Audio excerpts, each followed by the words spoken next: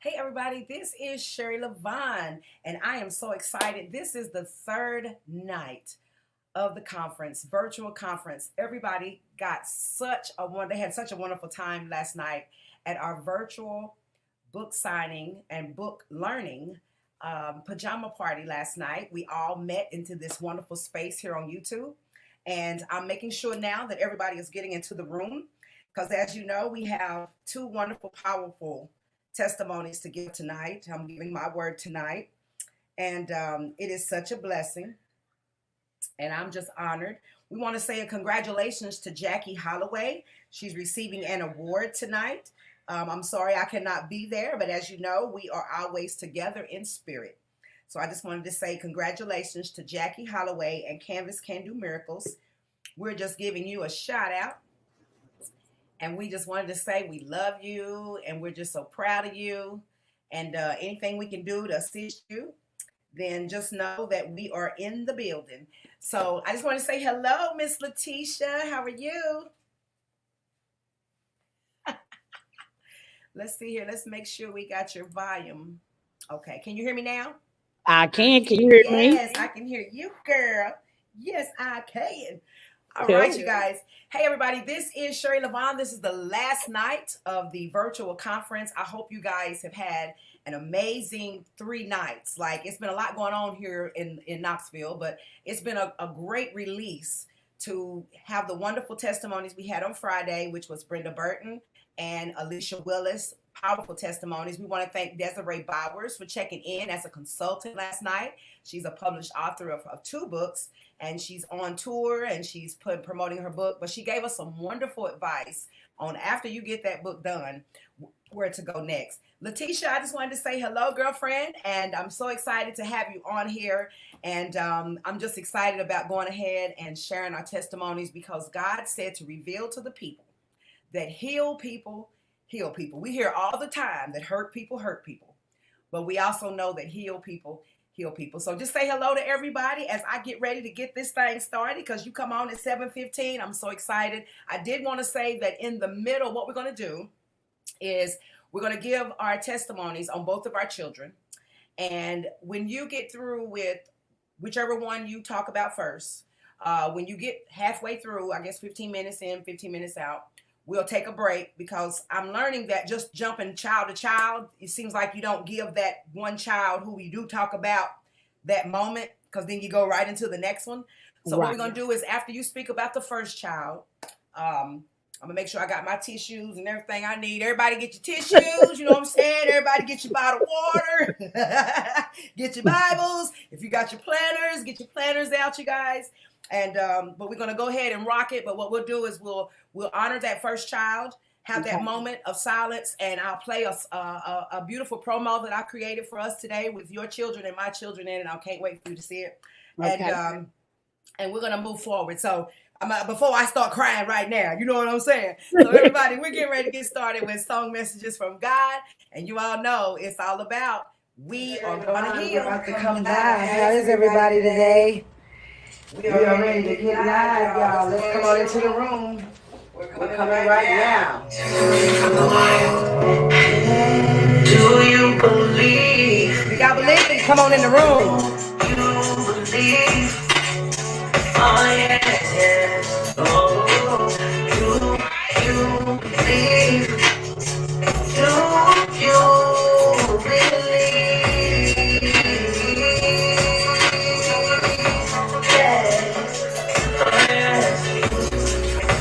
I know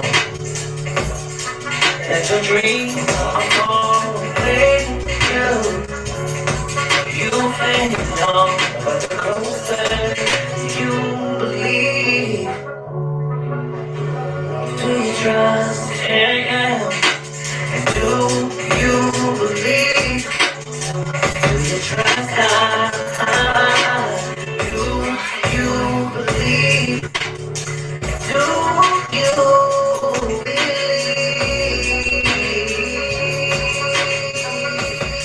Yes, oh yes. I buried my kids a few years ago. Never thought I'd be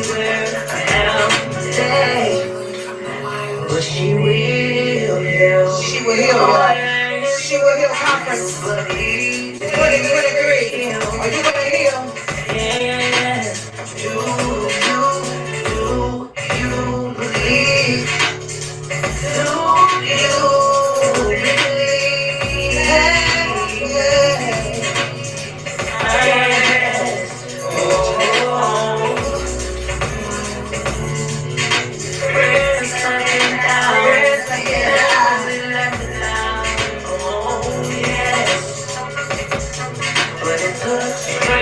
It took a stranger, y'all. Thank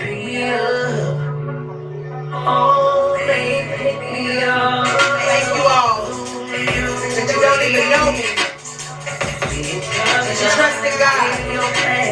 Do you believe? Do you believe? So messages from God. Share this with somebody. 2023. We gon' heal, y'all. Do you trust God? I trust God. I will heal. She will heal. He will heal. Yes. Oh yes. Do you trust God? How many of y'all trust God right now? Put some hearts out there, y'all. Believe. Do you?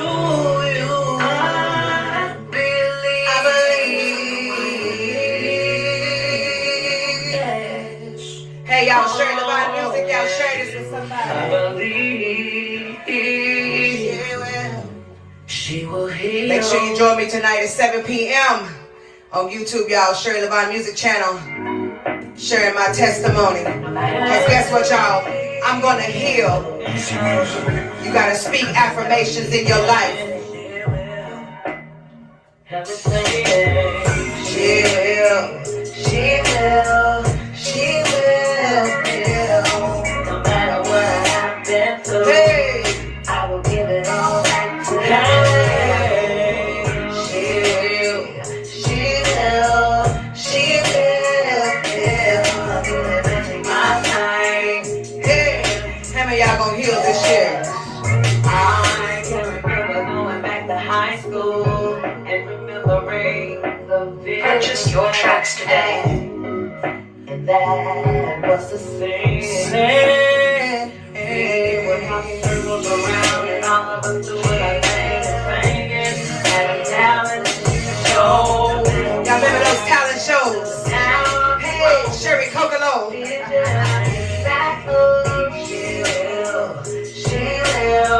Shoe shine. We used to be jamming, y'all. Lisa Stewart. Frank.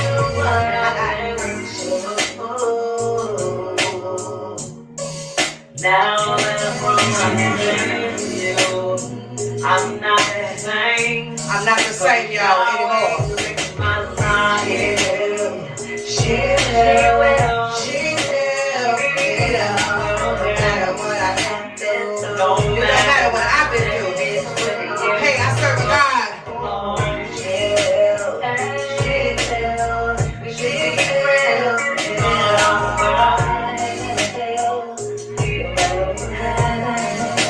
Know that I will heal.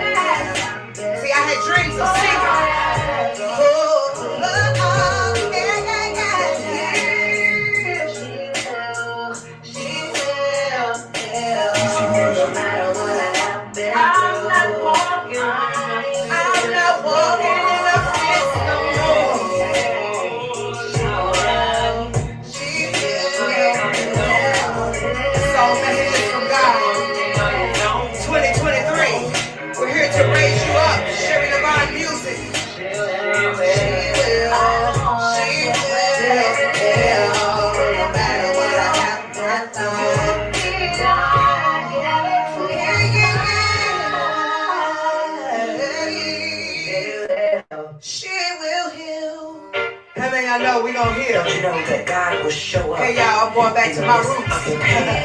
Hey. And rise you up with joy. Time to rise up, y'all. Don't you know God gonna show up? And He's here to let you know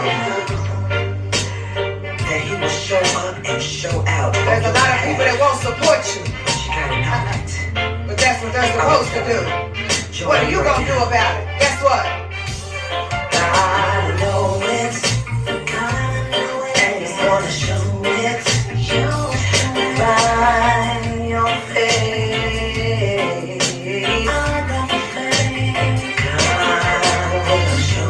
God's gonna show out. And you better know it on your behalf. If you ever told me that I knew it, the power was within me. Just over the years, I didn't know my strength till last September, when I found my knees. Happy birthday going out there to Alicia Willis. I'm gonna show it. Show some love this year, y'all. And you better know it. You are a child of God. Now I'm gonna show it. No matter what you're going through right now, just get on your knees and talk to Him like you talk to me. Cause He's got your back like that. Nobody ever told me that one day I would serve Him like I do. Cause you see, you never ran from me. See, God never left me. I ran from Him. I ran from Him. Never called on I mean, y'all done ran away. It's time to come back, y'all. Now He's gonna show it. And you better know it. I am a child of God. See, I'm a child of God. He said, touch not my anointing. So do you know your words?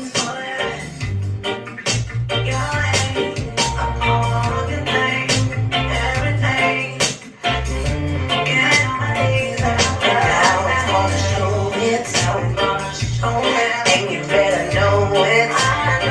Your love is so. I'm a queen. And I know what I deserve. How many y'all women go heal out there? She deserves this. You're not married. Stop giving all of you away. Demand this.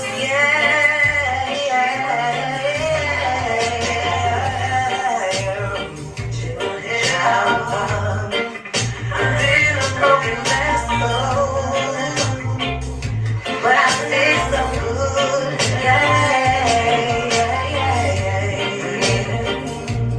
Now He's gonna show it. Hold my hand. Sharing my testimony tonight. You don't know what it is. Y'all make sure y'all tune in to SherriLaVon music channel on YouTube. Lateshia, Langston-Hall, and myself. I have to learn to give God. We're gonna be giving our testimony. Cause see, healed people heal people. Give Him all of your troubles. Give Him all of your problems. Give Him all of your troubles. Hey, give Him all of your problems. If you give Him the troubles, hey, I promise you that it's done. I know that there's problems in this world called fear, but I know a man up in the sky that can solve any given time. Give Him all of your troubles, tell Him all about your worries. Give Him all of your troubles, and you won't be discouraged. Give Him all of your troubles. Give Him all of your problems.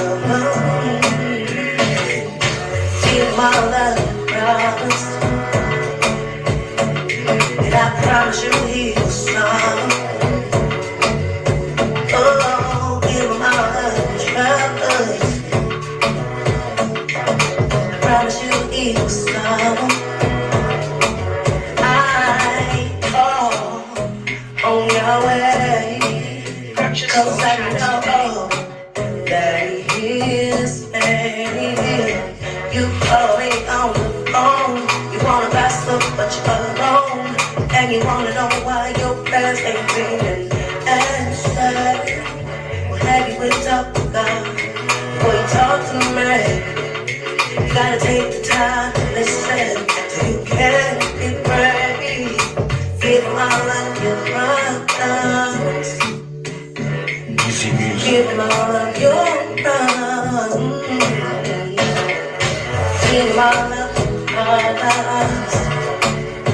I promise that it's not. Oh, give them all of your troubles. I promise that it's something. Oh, troubles, they come, but troubles will go.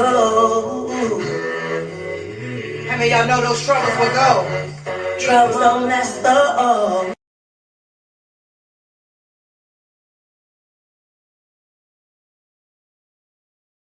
Troubles don't last long. And I don't know about y'all, but when it seems like you lose the death of a child, it seems like time stands still. And that's one thing that I've learned. And now I'm introducing Lateshia Langston-Hall. And she is going to share her testimony of Forever 19. And now we turn it over to Miss Lateshia. Good evening, everyone. As Miss Sherry said, I'm Lateshia Langston-Hall. I am a Knoxville native, born and raised in college homes, of course. And so first off, I just would like to give honor to God, who is the head of my life. Without him, I wouldn't be where I am today. And I would like to thank SherriLaVon and the Souls Writing House for allowing me to share my testimony with those who may be in the same situation as Sherry and myself. And so tonight, what I would like to speak about is I had two children to die. And I'm going to speak about the death of my two children and how God has helped with the healing process and still is helping with the healing process. And so the first child for the first 15 minutes I want to speak about is Lucretia. And so to just give you a little feed on who they were born 6 years apart. And so, you never really think about numbers until you're going through this process of trying to just digest and heal from a lot of things. And so, when they both died, it was a 6 years difference from when they died. And so, as Sherry said, when we speak about Forever 19, they will be Forever 19 in my heart, and I believe in my family's heart, because they both were 19 when they passed. And so, with that being said, my first child that I'll speak about is Lucretia, of course. And Lucretia was a beautiful soul to whomever that she met. She really never met a stranger, because you will always remember Lucretia by her smile and how she, no matter what she went through, she always was this happy person who always tried to hold her family together. And so she was different at birth because she was kind of lighter than everybody else. She had her own agenda. She was the baby, so she would let it be known, I am the baby, until, of course, CJ came. And so, in 2008, I started seeing some little things going on with her, and she never complained. I just would be like, you good? And she would tell me different things. And so I finally decided I'm going to make her a doctor's appointment. We're going to go to the doctor, we're going to get a full checkup. We'll see what's going on with you. And so in doing so, in 2008, they told us that she had sarcoidosis. And so I really didn't know exactly what sarcoidosis was at that time. And I was trying to do a lot of research, and I was like, I've never heard nobody to have sarcoidosis. But in researching, there was a lot of people who passed on with having sarcoidosis. And so then for us to go back and they say, well, she had her kidney that was the size of a 5-year-old. And they diagnosed her with having cancer. And so, then we go to thinking, about how we were going to do to try to get on a transplant list. But in doing so, everything just kind of transpired, and just it didn't go downhill fast, but it started progressing really fast. And so the sarcoidosis disease started not only affecting her kidney, but it started affecting her spleen. She started having a lot of fluid retention on her lungs, which we ended up having to get tubes in her to release some of the fluid. Later on, it started affecting her heart. She ended up going on full dialysis, and so it was a lot different for her because, again, she was young, and going to dialysis with people that was my age or a little younger than me, that was different for her. Very difficult, but she knew that, hey, this is something that I want to do. And so when we got on over to her really, really, really her health starting to deteriorate, she started at some point, she thought about losing faith. So she would turn to certain people and she would have conversations with them about how she really felt, and if she left, what impact would she leave in our lives. And so, a lot of times, I guess she kind of figured, my mom's, she is too busy because there's a lot of siblings. And so I have to try to kind of deal with this because I don't want to put the pressure on her, but not realizing that, hey, I still got you regardless. And so, I remember back the summer of 2015, she always, we would always go to my high school picnic. And this particular summer, it was extremely hot. And so we always would talk about different stuff. And I was like, it's so hot outside. I don't know why you're going with me. You should stay home. It's too hot. And she, no, mama, I want to go. I'm going to go wherever you go. I'm going to go wherever you go. And so, I was like, you can't go wherever I go. And she was just like, mama, uh, we talked about death. We talked about, what would happen if that was ever the case. And she was just like, so if I die before you, what would you do? If you die before me, what would I do?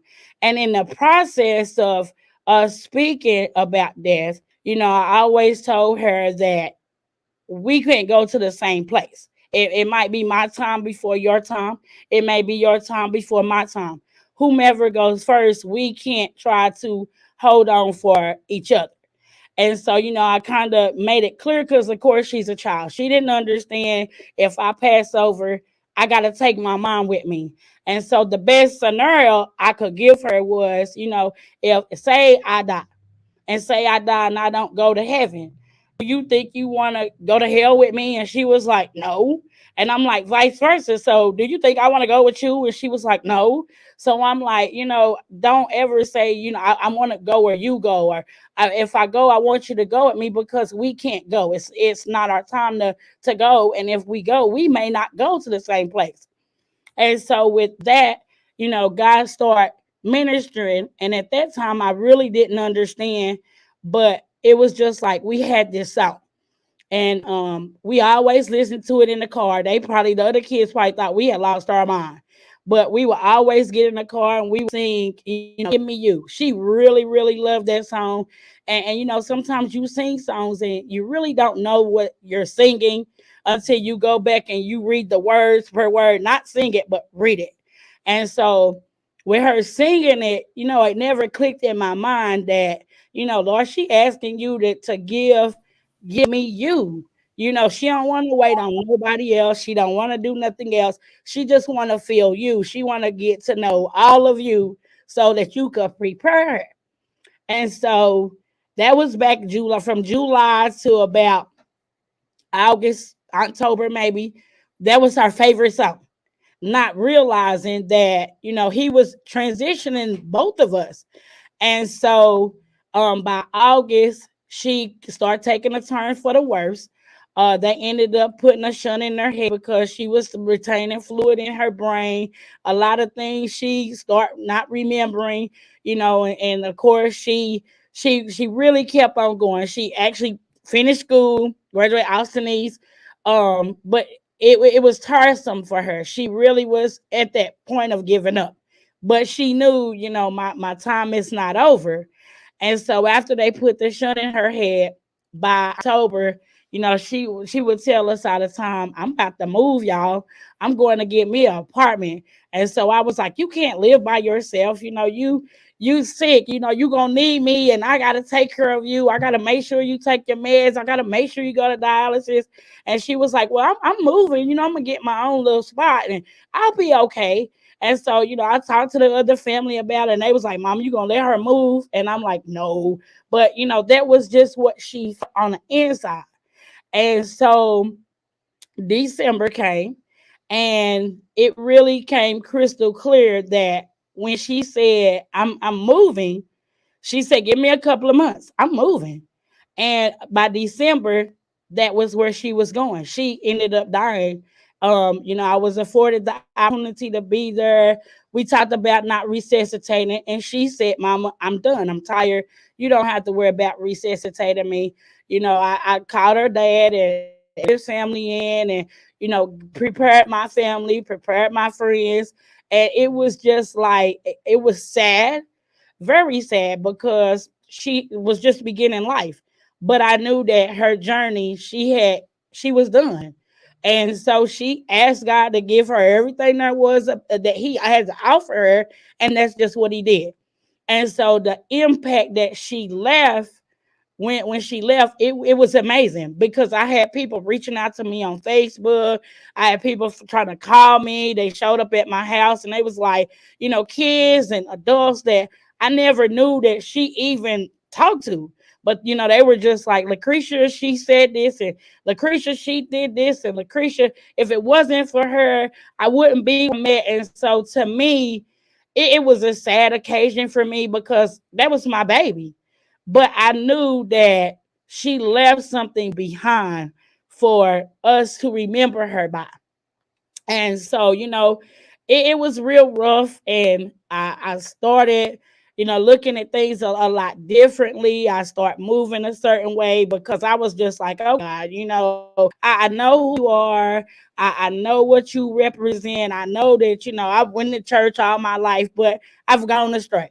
So I know that, you got to be this person that helps me personally, because by then, I'm confused. You give me this child, because I didn't want no children, but you blessed me to have all these kids. You give me her, and then she's sick. And then I watch her, pass away on me. She didn't really get to enjoy life. She didn't get to, have children. She didn't get to go to college. She didn't get to do none of the things that we talk about, or that we want our kids to do.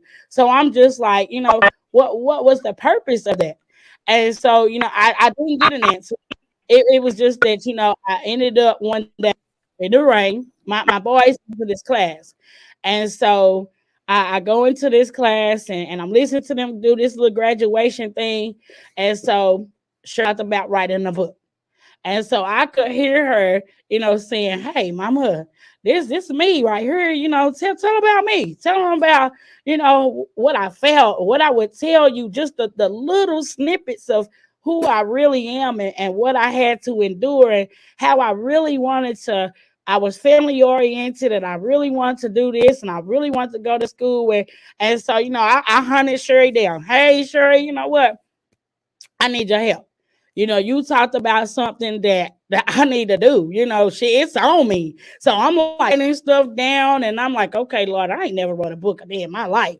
But it was with her help, and with God's help, it was just like, okay, this is what I want you to say. This is what needs to be said. Here's the pictures to use. This is what, and it was an amazing experience for me. And I know that, it was amazing for her to be able to, if she was in the room, to be a part of my mama's actually writing a story about me, little old me, and how I impacted everybody. And so, I go back to Sherry. I'm like, look, I got it done. But it taught me something, because I never really had time for myself.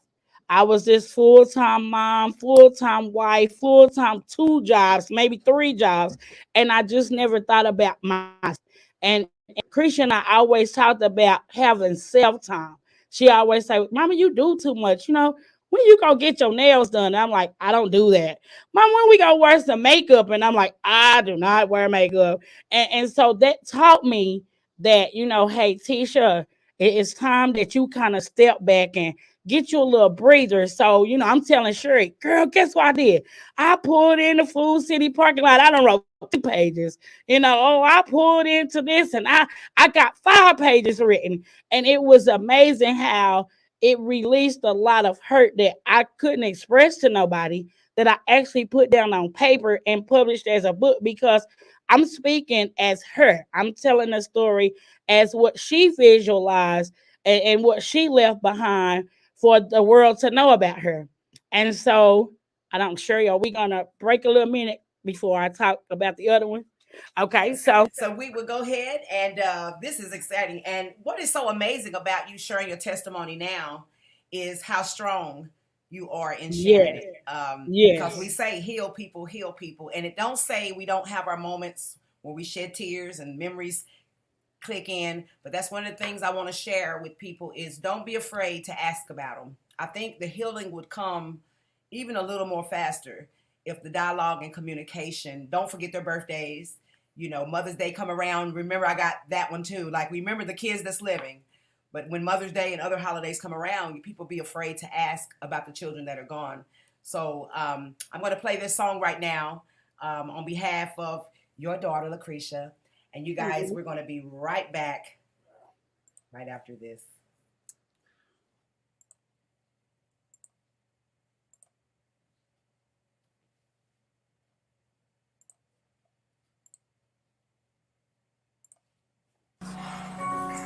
Give me you. I hope I'm not too late. Lord, give me you. Lord, give me you. Lord, give me you. Lord, give me you. Give me you. Everything else can wait.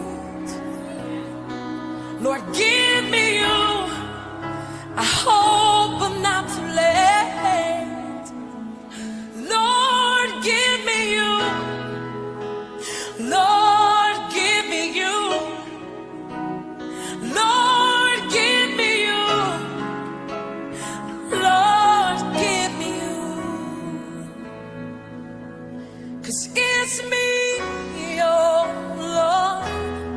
I'm on my knees, crying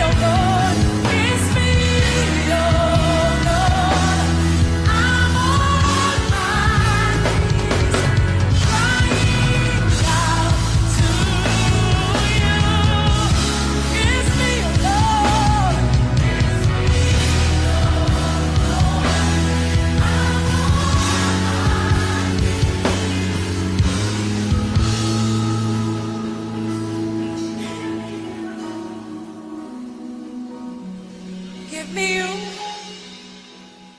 Everything else must wait. Give me you. I just hope I'm not too late.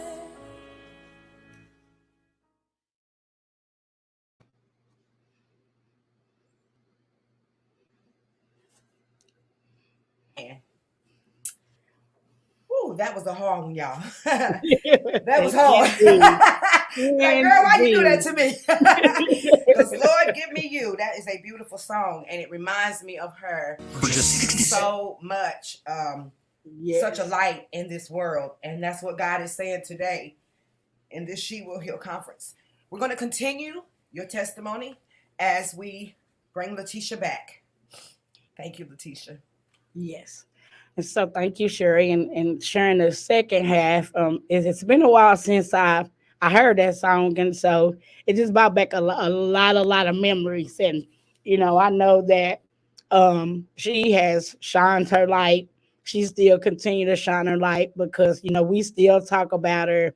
We still laugh, her memories just live on. And so the second child I lost him in 2021. And he was just like kind of like her, going always messing, kidding around.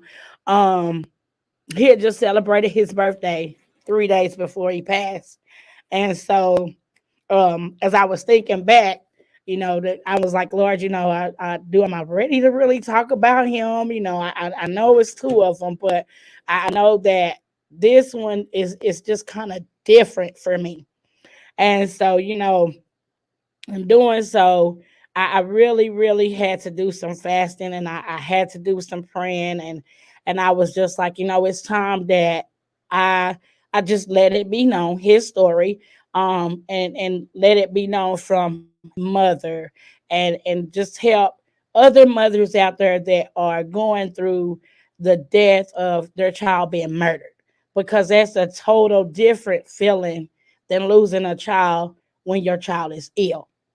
And so, I always reflect back. Last year was made a year for us, and September the 20th is always going to be a difficult day. It's not only his death day, but I have another son that celebrates a birthday. And so, as thinking back and getting myself together to speak tonight, I was talking to my family because they was like, Mama, you think you ready for this? And I was like, I'm good, y'all. I'm good. And so they were like, okay, I got you. But a little about him. Um, he too was 19. He just had his birthday 3 days before his death day, and it's really, really, he was just like your typical teenage boy.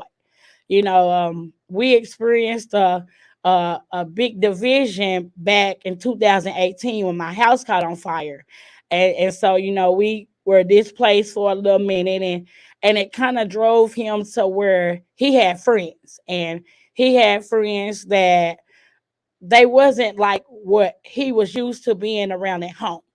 And so, when I start noticing little things, and all my kids know, my mama's just this rough cookie. She thinks she can beat anybody who come to us. She got us. So, I started little things about him, and now I was telling them, and I'm just like, what you got going on with yourself? Who is this person? Oh, mama, it's nobody. It's nobody. But I will always tell him, if you in the street, you in the gang, your mama, she gonna pull up on you. She gonna do this.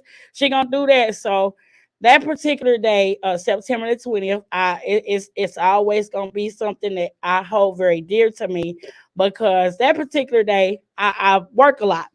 And so it was raining, and I'm always the person to tell my kids, I'll pull up on you. Don't get me twisted. I'm going to pull up. I'll embarrass you. So I'm sitting at work, and it's raining, and he notices that I'm there by myself. And so, he calls me, he FaceTime me, and it's very unusual for him to FaceTime me. And so I'm like, oh, okay, CJ, he FaceTime me. Let me see what he wants. So, I'm like, what's up, son? And he said, Mama, you at work? And I'm like, yeah, I'm at work. He said, I see your car there by yourself. And he was like, you out by yourself? And I said, yeah. I said, I plan to leave it too. I got a lunch date with your brother. So he asking what we gonna do for Sean's birthday. And I was like, you know what? I don't know. So he telling me, because of course he turned 19, he had moved out, and he was like, I'm gonna tell you what I did for my birthday. I went to the strip club, I did this. And so I'm like, what? Oh yeah, mom, I had a blast. So I'm like, no, I don't have a date with Sean. I got a date with Tay. So I was like, I'm going to him and good day sale. So I'm telling him, what they got. And he was like, well, give me a red velvet cake. And so I was like, okay, I got you. And so he knows that I love them to death, but I'm not that real affectionate. And so that particular day, he was like, oh, I love you, mama. And I'm like, what you just say? He said, I love you, mama. I said, I love you too. And so, I hang up and I go on my little lunch date with my other son. And I said, I got to get your brother this red velvet cake. I said, because, he going to come over there. And the first thing he going to holler is about this cake.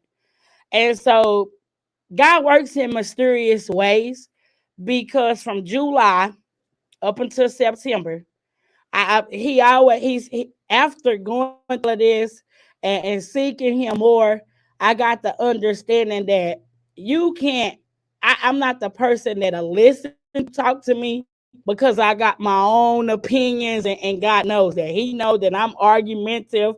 He knows that I'm opinionated. So he's like, hold on, I know how to get the Tisha on this. I got to prepare her for what's about to happen. So from July until September the 20th, for whatever reason, I always heard Vanessa Bell, I have faith to conquer anything. So I would play this morning, noon, night, breakfast, lunch, dinner. My other kids was like, Mama, you planning on singing this at somebody's funeral? And I'm like, no. I was like, it has so much meaning that when I would play it, I would just like break. And I really didn't understand. I'm going to take the kids to the like, you embarrassing. You crying and carrying on. Why you keep playing this song? And I'm like, I don't know why. I don't know why. I don't know why. And so that day, as I said, it was raining. And everybody normally does their after school activities. So me and my son, we leaving, we getting ready to come home. My daughter called and she was like, Mom, it's raining. Can you come pick me up? And I'm like, so you ain't gonna stay for your after school program? She said, no, come take me home. And so I'm like, okay. So I get her. And in the meantime, I get a business call. And so I'm on this call and I'm talking the whole entire time. But I noticed that my family's calling. They calling back to back. And I'm like, okay, they probably wondering where we at, Tay. We on our way. And so I pull up at the house. I pull in the driveway. All the kids get out the car. And I'm still sitting on a business call. And so my phone is going back and forth, back and forth. Each of them calling me. They keep calling and keep calling and keep calling. And so to them, and if anybody knows me, my kids know that I am, if you need me, I don't care where you are, I'm coming. I don't care what the circumstance is, I got you. So they knew that. So I'm just like, all of them keep calling me. So when other kids walk in, the other kids come outside and they like, Mama, Mama, Mama, CJ trying to call you. CJ trying to call you. And so, I finally end my conversation on my business call and I call him. So he's telling me some things and I'm like, son, don't even worry about it. No, Mama. No, you got to understand. You got to understand. I got to do this before this man does this to me. And so I'm like, son, I got you. I said, you stay where you at. I said, where is your daddy? He said, my daddy's at work because he lived with his dad. And so I said, well, you stay where you at. I got you, son. So I called my husband and I said, well, to go back a little bit, my oldest daughter's now ex-boyfriend killed my son. So, I'm like, I'm about to go down here and I'm getting ready to find out what's going on. Why is he harassing him? Whatever. So I get to the house and, I come upstairs and he's on the porch and, he's talking about, what he would do. And so as me and my daughter walk in, I'm like, Lord, I don't know what the heck I'm about to walk into, but I know that this ain't right. And so, I'm talking to my daughter and I'm asking her stuff and I'm saying, well, what's going on or whatever. And I don't know, Mama, I don't know. And so I'm like, look, here's the deal. whatever he has going on, this has to squash, because if he's gonna be with you, he gonna have to deal with your family. Or if he's gonna be with you and you don't want to deal with us, he doesn't have to. And so, as I go out the door, I see him standing at this car, and I don't pay attention because again, he's still on the phone. He yelling and screaming. And so the house sits on top of a hill, and there's about 10, 15 steps. And so I go down the first set of steps, and then I go down to get ready to start down the next set of steps. And I see my daughter just take off running.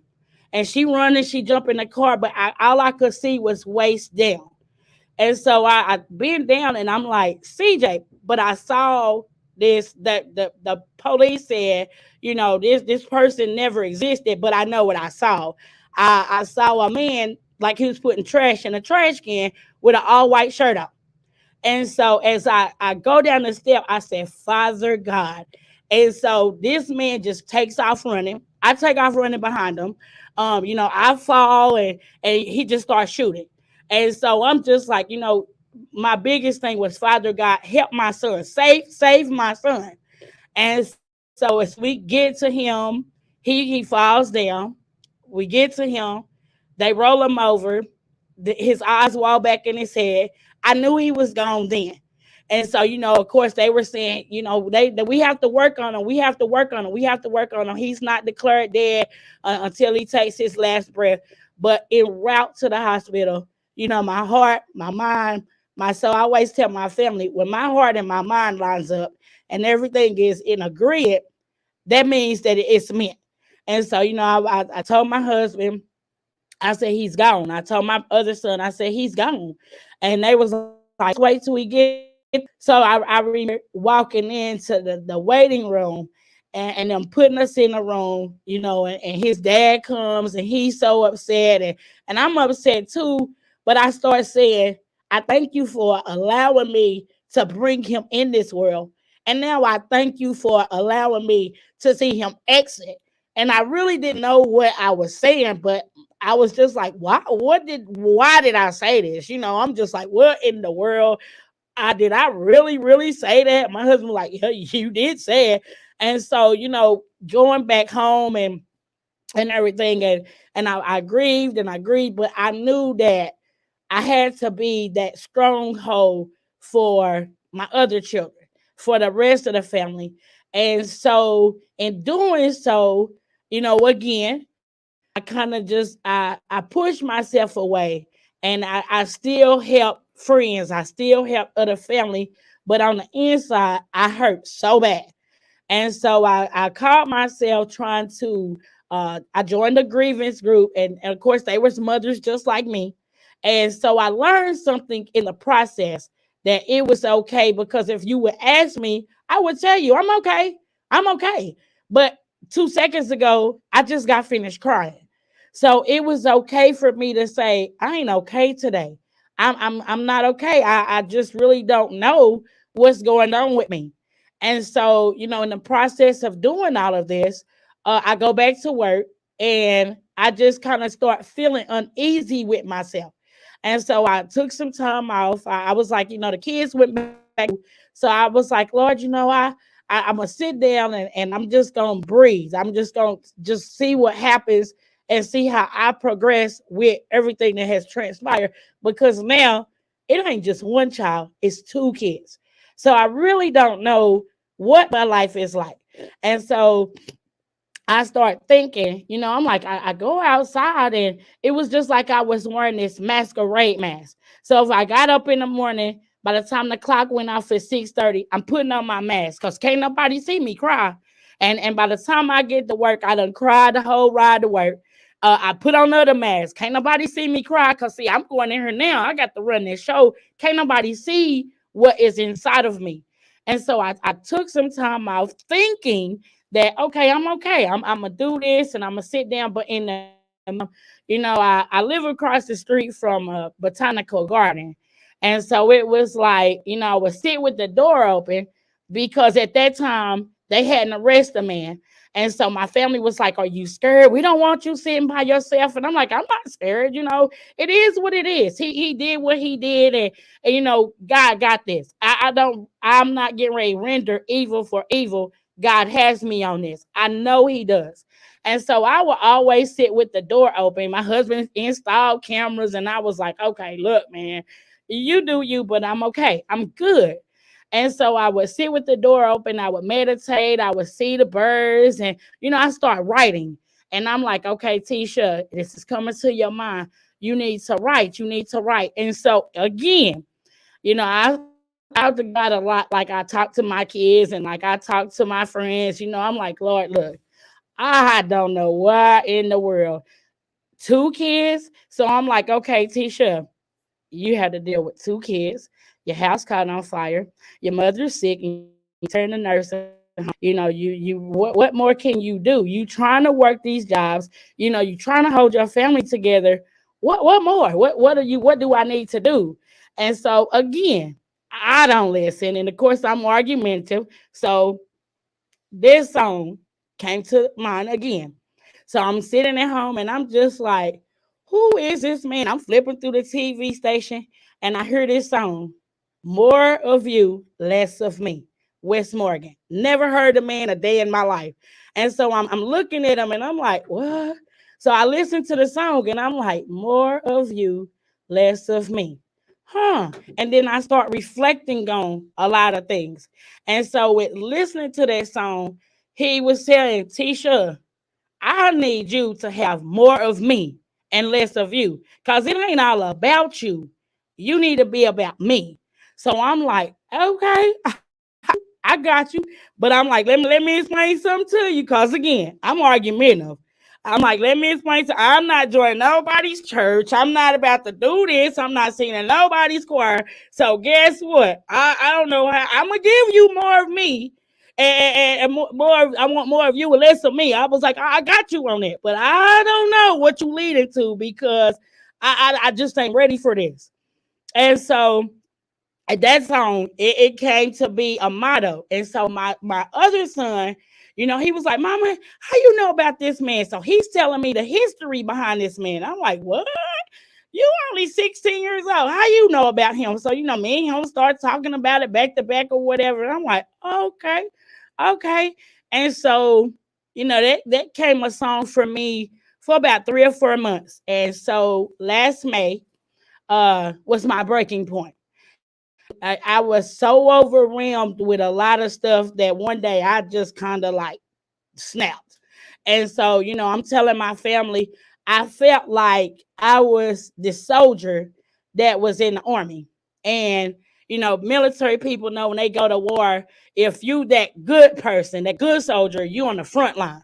So I felt like I was on the front line and I'm defending friends and I'm defending co-workers, I'm defending my family. And in the long run, I'm looking back and I'm going left or right, protecting these people. But who got me? I'm a wounded soldier, but I'm bandaged up and I'm still trying to help everybody else. And nobody around me is realizing that. And so, I was just like, "Okay, this is what I'm going to do." I went in my house and I was like, "Okay, I'm leaving." Everybody looked like, "Okay, you going to shop. See you when you come back." And I'm like, "No, I'm not coming back." So I called my boss and I was like, "I just want you to know I'm resigning. Like, I don't accept that." And I was like, "You can't tell me what to do." So I broke and I was like, let me just explain something to y'all. Nobody has taken that time to say Tisha's wounded. We got to nourish her. We got to love her because she needs to be loved. She needs to be known that we understand she gonna cry. We understand that she needs her time alone. We understand that she gets up and she come to work with a green shoe on and a purple shoe on. She ain't okay today. She ain't mentally gone, but she's not okay. And so, after doing all of that, I come to work that about 2 days later and they was like, "Hey," and I'm like, "Hey." But it was a different feeling for me. And it was something that I just really couldn't explain. But in the process of going through this within a weekend's time, and I was telling my mom, I know God works and here Friday, Saturday, Sunday. I'm like, I was like in a whirlwind. And she was like, what? I said, but here's what I felt. I said, after I got shifted back and forth, I really didn't understand what was happening to me. But I was like, I went back to as a kid, and I start thinking of stuff, how people had hurt me that I held on to forever. And I was angry. I was bitter because you couldn't say nothing to me. It was like, that family member right there, they can't come over here because guess what? I ain't the one. But I was like, I start looking at stuff and I was like, okay, Lord, what in the world is going on? So he was saying, Tisha, you got to release this stuff. This is the only way you can heal. Only way I know you, because you this wounded soul. You got so many wounds, you got so many scabs, you got so, and the death of your son has opened up cousins, aunties, friends, people who have hurt you, that you just kind of just put that band-aid on and just went on. Now it's time for you to take that band-aid off, put that in this for and out, release it. Don't talk about it no more. And so I'm like, okay, all righty, well, if you say so. And so a song again, of course. I'm like, I'm in my car one day and I'm listening to the XM radio and I'm like, oh, I like that song. And it coincided with my life. And it was called Release by Vicky Wannen. And I'm like, oh, but I broke so bad. I had to pull over on the side of the road and I was like, okay, you got me on this one.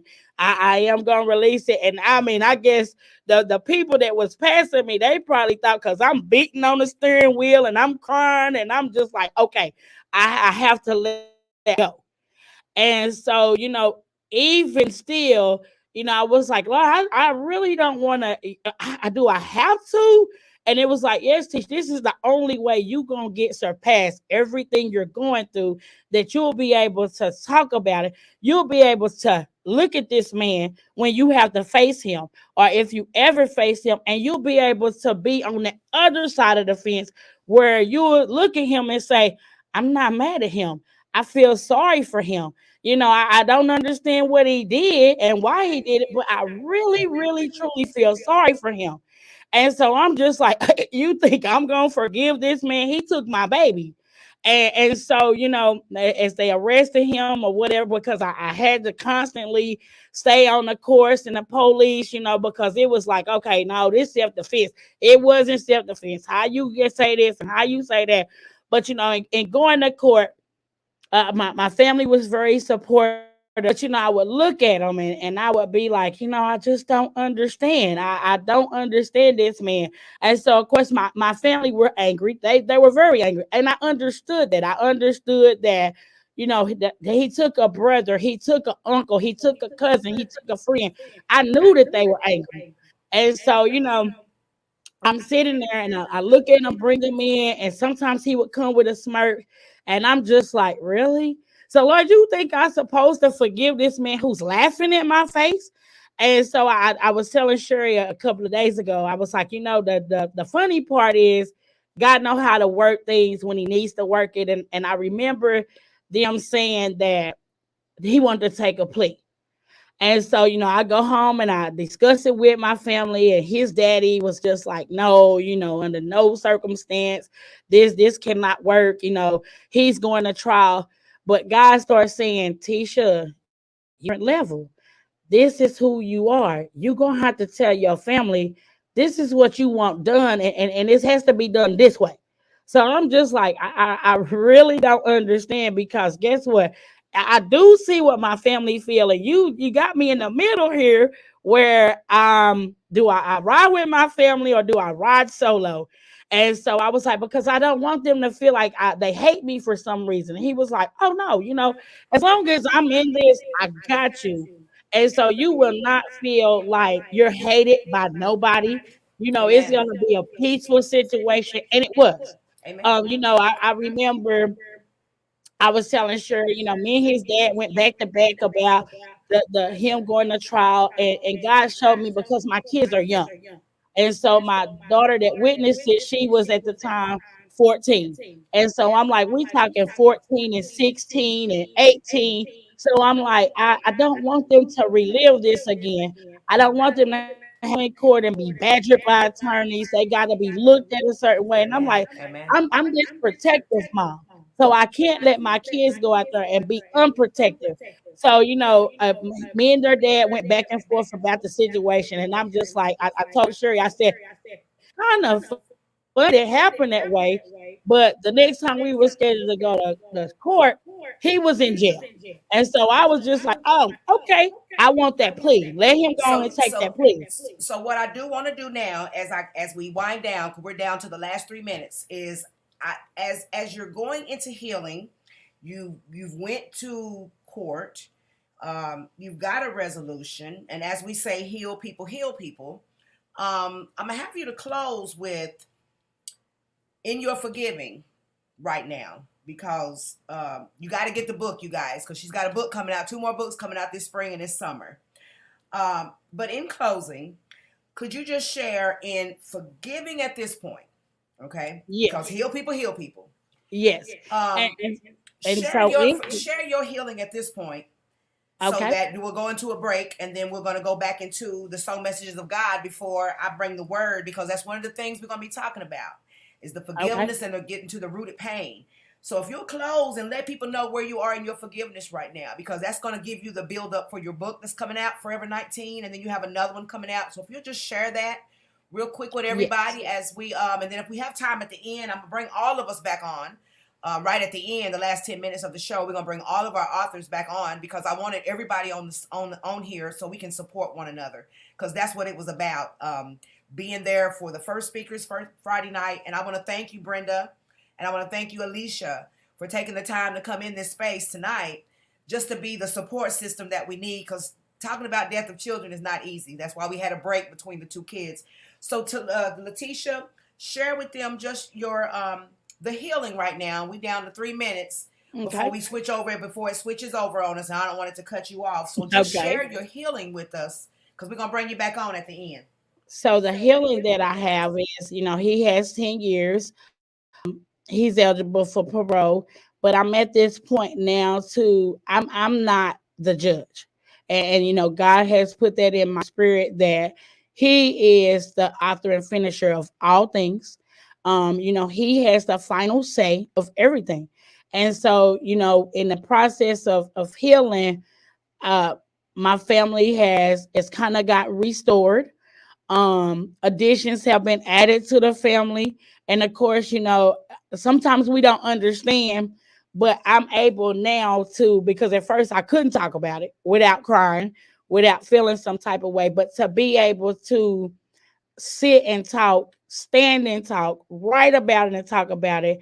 I've known that I'm still healing, but I'm at a better place with healing than I was before.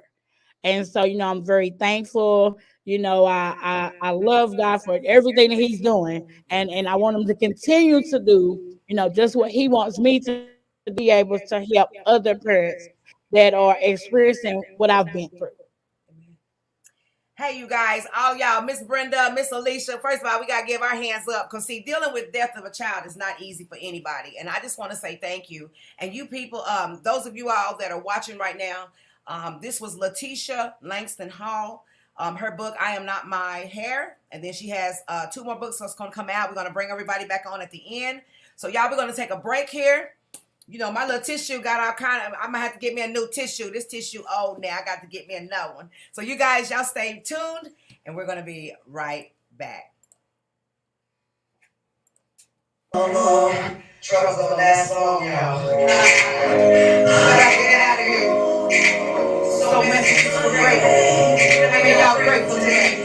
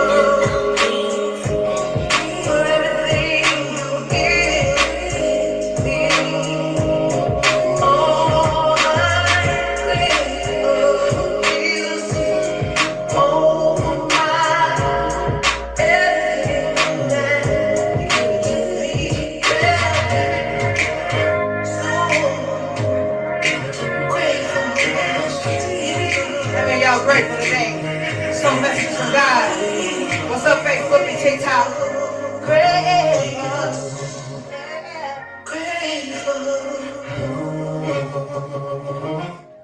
All right, y'all. We about to get on Kingdom Purpose Radio. Y'all ready? Everybody requesting this right now. How many of y'all can't live without Yahweh? I can't live without Yahweh. She will. I just can't live.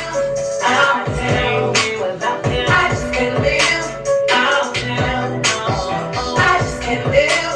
I'll tell without him. Yahweh, Yahweh. Nobody told me to be a saint. Would be like this. Purchase your tracks today. Nobody told me that I would be saint and live like this. Yes, hey. I just can't live. I can't live without him. I just can't live. I can't live. I just can't live. I can't without him. Yahweh, Yahweh. I just can't live. Y'all have me say that right there. I just can't live. I can't live without him. I just can't live. I can't without him. Yahweh, Yahweh. If you would have told me years ago that being saint, being like this. If you would have told me which choice to make, I would have chose to live like this. Yeah. I just can't live. I can't live without him. I just can't live. I can't. I just can't live without him. Without him. Without him. Yahweh. I just can't live. I can't be without him. I just can't live. Purchase your tracks today. I just can't live. I can't without him. Yahweh. Without him. Yahweh. I just can't live. I can't. I just can't live. I can't without him. I just can't live. I can't without him. Yahweh. Yahweh. I just can't live. I can't. I just can't live. I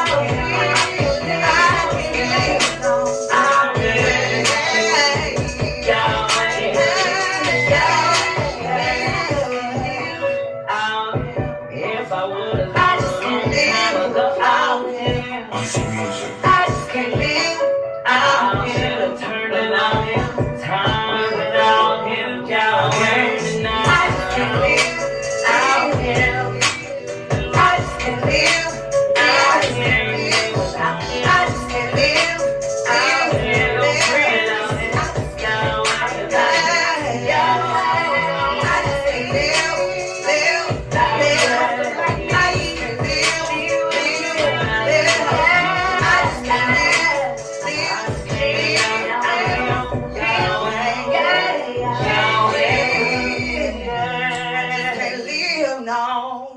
How many of y'all can live without him? Woo!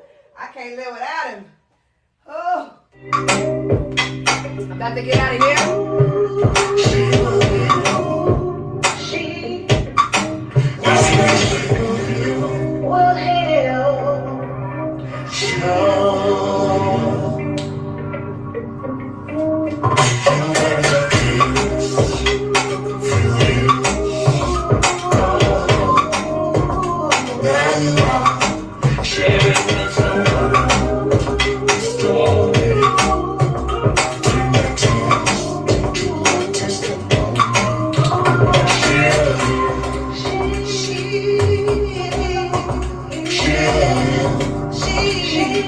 Purchase your tracks today.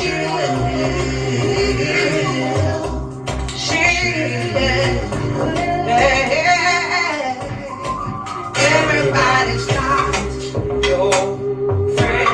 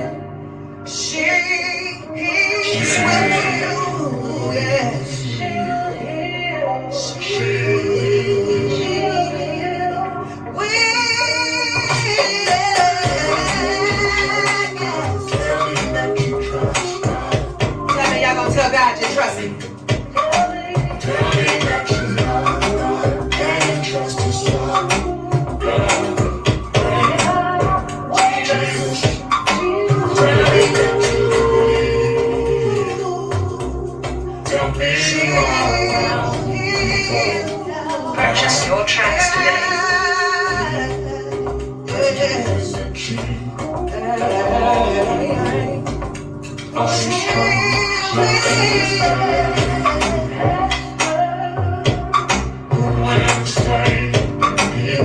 How many of y'all know about Esther? She knew the right thing. Hey.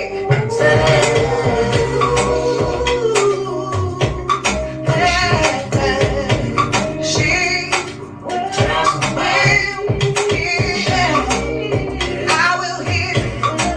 You will heal. Speak it. She has been a hero.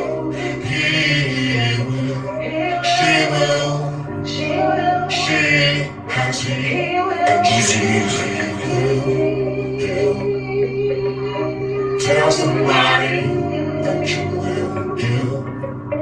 Everybody's everybody wants. They just have to have. They will sit back and see your struggle. You got people out there that see your struggles, and they have the ability to help you. But God said, you will heal. Hey everybody, this is SherriLaVon, and I want to welcome you back to She Will Heal Conference 2023. We have had an amazing 3 nights. This has been so rewarding to me, and I am now going to come into the space because now I'm going to share my testimony of my 2 children. As you can see behind me, these are my babies. This was my son. Let me go over this way. This was my son, Wesley, and he died at the age of 3.5 months. I'm going to start my story off with my son. His name was Wesley, and it was a joy bringing him into the world. I had a great pregnancy. I was with his father, and it was such a blessing to be a mother. I had already had a son. But the tragedy struck in my life when one morning or one night he wasn't able to sleep. He was whiny and just real like he couldn't breathe. So we had decided to take him to Children's Hospital.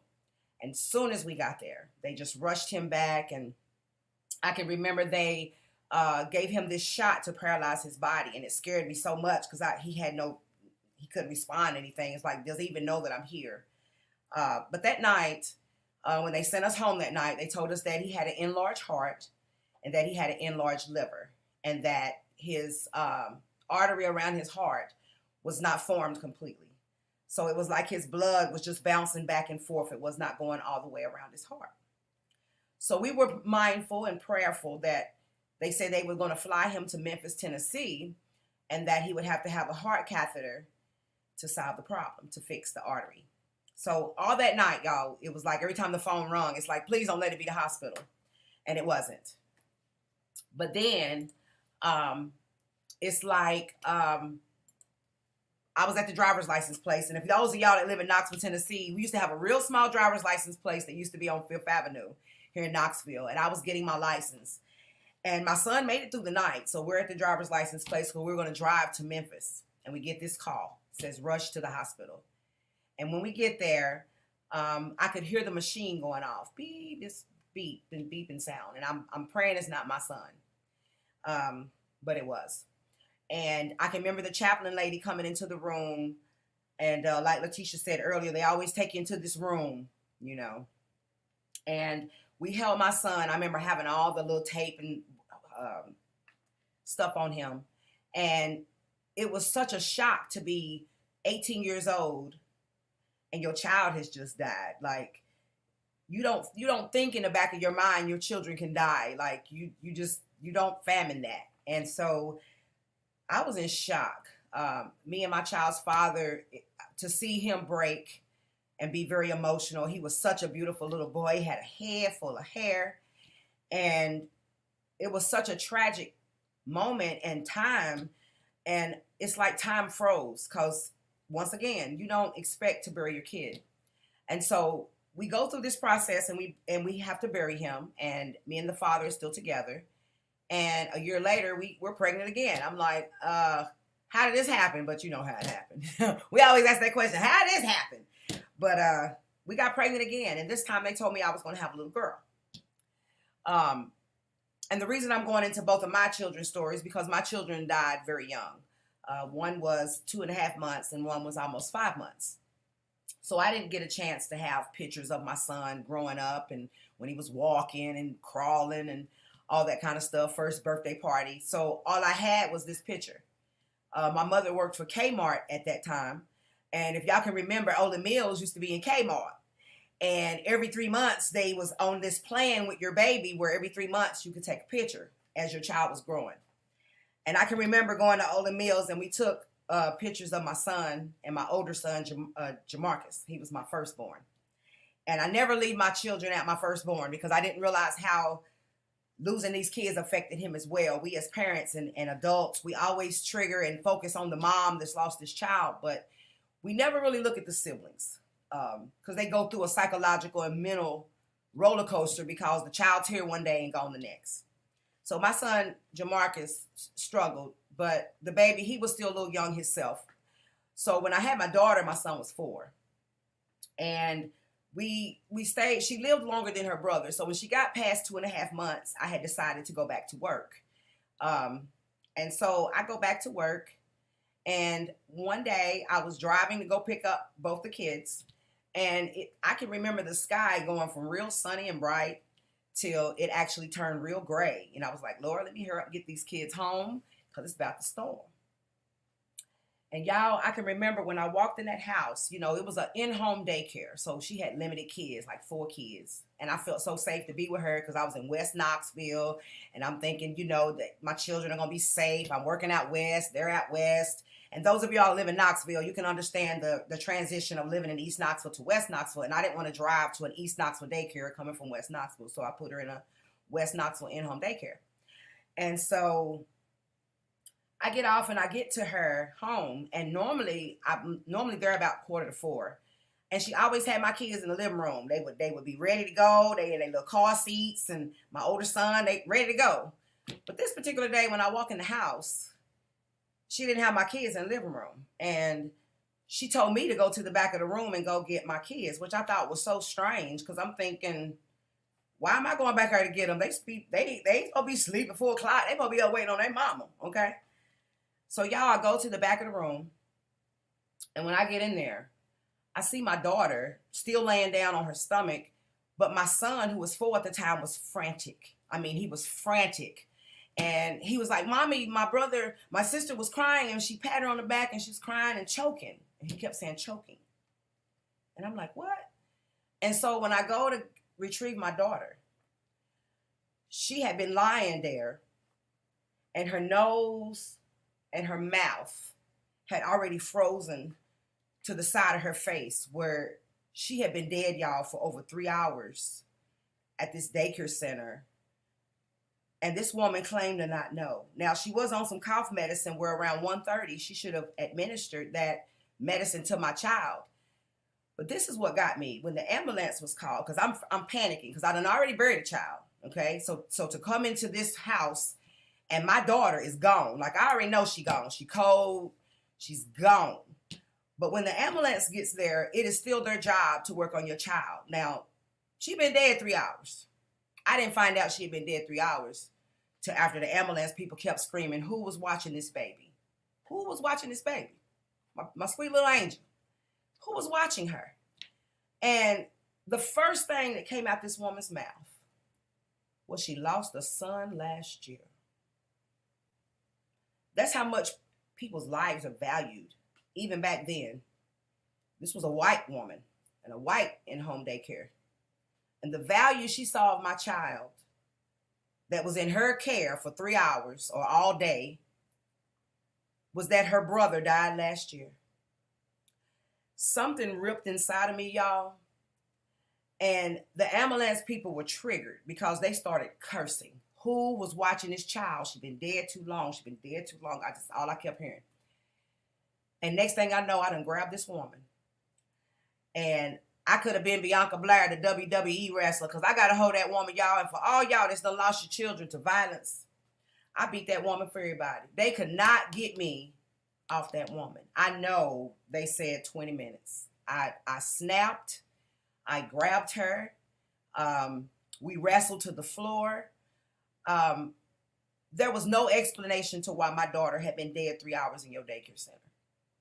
And I don't care what anyone has to say in reference to that. I lost it that day. I lost Sherry that day.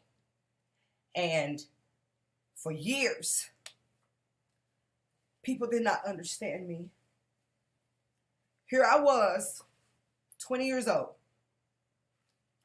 then lost 2 of these beautiful children who never got a chance to grow up and be in my life. My daughter never got to grow up and have kids and go to prom and some of the things I wasn't able to do because I had a kid at 15. So I wanted to live some of my dreams through her. And to lose kids, and I was only 20. I'm 51 now. So 31 years have passed. And I had to say, Lord, okay, who just takes kids like this? I mean, I was so mad at God, I didn't even believe there was a God. And some of y'all that are angry, some of y'all that feel like there is no God, I was there. And I can totally understand. I don't pass any judgment against anybody that's in a dark place where they question God, because I was so angry. I mean, you gave them to me. You said they were gifts. I was with their father. I was not promiscuous. I wasn't just out here. I worked, and I planned to get married, and I wanted my kids and my family. That's all I ever wanted all my life, was a marriage and my kids and my family. And just, it wasn't even about the picket fence and all that. It was about family. It was about family. I always wanted my own family. And my oldest son, Jamarcus, he laid beside his dead sister because she kept making him lay down because he knew something was wrong. But she kept telling him to lay down and wait on his mama. So can you imagine a 4-year-old trying to wake his sister up and she won't move? And this woman who was supposed to protect you, to take care of you till the mama comes home, has you laying there beside your dead sister, not realizing once again your worth, your value, and triggered something awful in him. It hurt him. He didn't understand what was happening because his first baby gone and now his second baby gone. I mean, can you imagine a 4-year-old not understanding? And I didn't have the words to help him because I didn't understand either. And then the baby's father, my kid's father, decided, I turned to God. I had a father that was a pastor, so I'm so lost and mad at everybody because there's nobody to be transparent with me. We didn't have Moms Demand Action. We didn't have support groups. We didn't have moms and all this stuff. We didn't have that for us. They swept their deaths under the carpet like it was nothing. Nothing was ever done to that woman. I never received anything from the state. Nothing. Just black girl lost 2 kids. Oh, well. And I was so mad at God. Like, who does that? And I'm thinking, how you going to be a God that serves and say love, and then you're going to do this to me? Like, I'm only 20 years old. What have I done in 20 years that you could take 2 of my kids?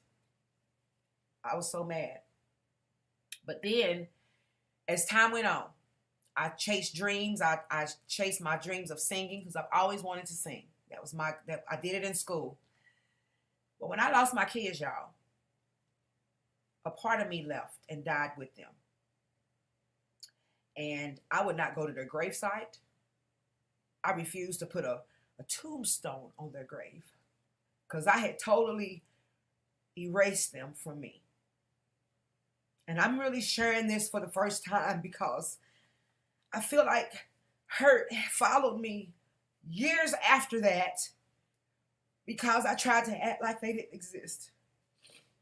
I I moved away from Knoxville. I went to Virginia, went to Michigan. I think Tia Meyer Reynolds and Deborah and Faye, and it was so many people when I went to Michigan. They didn't know my hurt. All they knew is that I could sing. Here's this woman who sung at William Orr's funeral, and he was from Michigan, and I went to Michigan, running from my pain. And here I am trying to sing with all this pain and hatred. And I was wanting so many doors to open up for me, but I'm so glad God didn't open them, because ain't no telling where I'd be if I even be alive, because I was so mad at God. But I chased my dreams. I went after them. But then songs that I was writing and songs that I was singing were starting to betray my hurt. And they were starting to hear it. And they was like, what are you singing about? Like, what is this you're singing? And I started to open up in Michigan to people about what had happened to me, because I ran from the Knoxville people. I mean, I'm not here to put my city down or to say my city didn't love me, but my city did not lift me up, really, because everybody wants to talk about you. They want to condemn you. They want to judge you. They want to use religion. Religion don't work. I'm a Christian, and I was mad at God. And I needed somebody to come talk to me and love on me and tell me it was going to be okay. And it didn't. They alienated me. They made me feel like something was wrong with me. And then my kid's father turns around and he starts sleeping with my stepsister, my half sister. And I had to say to myself, okay, Lord, why I keep losing? Everybody in Knoxville, Tennessee knew I had a gift. They knew I could sing. They knew I was talented, but none of them helped me. None of them saw the hurt and how I was trying to survive and how I was just trying to keep afloat, because I still had a son to raise. And if it wasn't for church, I ran from church. A lot of us get church hurt, but I ran from church. I was like, I ain't going to no church. Nobody understand what I feel. Like, where the church people at? Well, I'm hurt. They ain't come hunt me down. They didn't come and mentor me. They didn't, they just pulled on what I had, whatever I could give them. Sang at this funeral, sang at this, sang at that, sang at that. And they could care less about what I was going through. I had people that owned radio stations right here in Knoxville, Tennessee. Never pushed my gift. I was in studio after studio, studio after studio, singing, promoting, trying to go to the radio stations. And I feel like in my heart, you had to screw your way in or pay your way in. And I wasn't going to do neither one. So people in Knoxville, it's like, if you ain't had no money or you wasn't no hoe, I hate to say it like that, you wasn't going to make it, because you was going to only rise so far, and then they're going to look at your issues like the woman in the Bible, the bleeding woman in the Bible. God uses her story for me. He uses her story to allow me to know that I had an infirmity. I had hurt from the age of 19 years old. And there's no excuse why those people that were in my life did not sow back into me, didn't try to raise me up. But that's why I do what I do now, to raise others up. Because we've lost a lot of lives and we lose people. But God is saying today, when we read about the woman with the bleeding issue, she never had a name. You look up her right now. There's this book here called All the Women in the Bible. And what is so powerful, she don't have a name. And I feel like that's what I had. I feel like I didn't have a name anymore. I was crazy. I was bipolar. I was all these names except a child of God, except a woman that's gifted, a woman that has a lot of talent. I didn't get that. I didn't get that. I got condemned. Like I was the big hope, the big dream. And maybe I let everybody down because I went for that record deal and I came back because they wanted me to sell my soul. And I'm like, as much hurt and hell that I've been through, I ain't selling my soul. I'm not going to screw my way in, pay my way in. I'm going to I'm gonna go home, put my little tail between my legs, and I'm gonna heal. I'm gonna heal. And God's gonna elevate me in front of those people that wouldn't help me. It took strangers to come into my life. I got married. I mean, I did it all. But did they really love me? No. Did they want to control me? Yes. Did they want to abuse me mentally and emotionally? Yes. Because the enemy knew that there was a dream, there was a vision, there was a purpose. And as long as I can stay around people that would keep me down, talk about me, not support me, that I would give up, like I'm going to just give up and die. No, that didn't happen with me. I kept it going. And then in 1999, God blessed me with another son. His name is Jalen. And in 1999, you know, we all thought it was 2K. We weren't going to live. Y'all remember in 1999, Prince had a song. It's 1999. But back then, when it was 1999, we thought it was 2K. We know what the world was going to. But God gave me a son. And he had some challenges, autism, ADHD, and we had never heard about that stuff. So I'm thinking, Lord, okay, I can't sleep at night because I don't want this child to die. And I don't understand about this autism, and they want him to be on all this medicine and something's wrong because, you know, Moses had issues and problems, but it was the people in the Bible that had issues you used the most. So I knew God was using my son for a purpose to heal me. And that's what he did. My older son, you know, had some healing to do. And we had to do some healing together because, you know, being a mom at 15 and then having them 2 kids to die and being 20 years old and now I got 2 kids dead. Nobody understood me. I'm blaming everybody. I'm mad at everybody. But once I got myself together, people say, how'd you get yourself together? Well, first I left Knoxville. I left. And I feel in my heart, God's going to have me leave again because my husband's out there somewhere. And I feel in my heart that if I don't leave Knoxville to pursue my dream, you know, we can sit around and tell the same story to the same people who didn't support you before. So it's worthless. They didn't care about you then. They don't care about you now. And that's how I feel. I feel there are probably 7 or 8 people in this city that I can truly say they are my boon coons. I love them. They'll do anything for me. I'll do anything for them. And they know who they are. But it's so many people that are around me that are connected to me that just are fake. And I had to realize, okay, God, I got this son and I got to concentrate on him and not man. And he told me my son was going to come out of it. He was going to fix it. But I had to trust him. And then I trust him and I said, yes. So I left my husband. I got away from the abuse. I got away from the abuse of people. I got away from people that just were, I can't really say nobody's because in God's eyes, everybody is a somebody. But I started to alienate away from people who just really served me no purpose. They wanted to pull on my gifts, but then plant seeds of offense in my life. And a lot of y'all know what that is. You got a gift inside of you and they dare not pull on the gift, but they'll pull on everything else. But God told me to tell you today, as you heal, that you can be great at so many things. You can be great at 100 things, but you'll be a master of nothing. You'll wander around in heaven and never have a clue of who you are. Never have a clue of who you are. And God says, I want you to know who you are. I want you to be confident. I don't want you to just be with anybody. You get with men and it seems like they have you running further away from God because they're not chasing him themselves. So I had to realize, okay, I'm going to be by myself. I was listening to Brenda Burton's testimony on how she waited 11 years. And, you know, 7 years ago, I thought I had found the love of my life, really. And, you know, it's amazing sometimes how God says when you sometimes, you know, when you're waiting, you know, you feel so empowered, but I fail with him. And it seems like the moment that happened, the pursuit, the caring, everything left. Honor, everything left. So here I am 7 years later, and I'm thinking, I'm not just trying to be in a relationship to heal anymore.